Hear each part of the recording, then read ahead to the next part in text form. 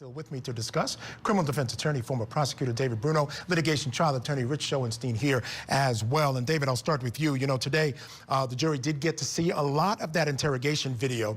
Interrogation videos, you know, in trials like this can be very powerful for the state because a lot of what goes in or what goes on in those interrogation rooms, man, I mean, the leeway that the interrogators have, the different position, the difficult position that defendants are in when they're in that room, very difficult to have a jury understand what's actually happening there.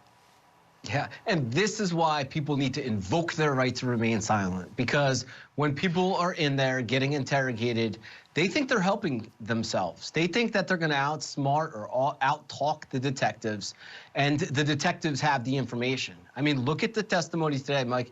I think one of the strongest pieces of evidence that I saw today was the fact that they have the truck on surveillance video with Fotis discarding a bag in the garbage can.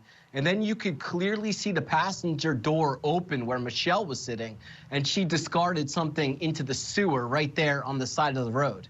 Police end up getting into that sewer, and they find a FedEx package that has license plates that were altered. Why else would Michelle be dumping that FedEx package right then and there in the surveillance? Now they got that video.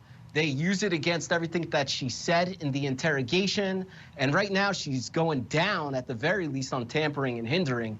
Let's just see if the state could come up with the nexus to tie her into the conspiracy to murder. Yeah, no doubt. Yeah, and David, you heard you mention what I think the defense, or what a good way for the defense to go in this case might be, just the fact that she was unaware, perhaps even intimidated by this man. So if he told her to do something, to ride around with him while he did this, that, or the other thing, or hold on to something and then throw it away, that she would do it. Is that the best approach for the defense here? Without a doubt.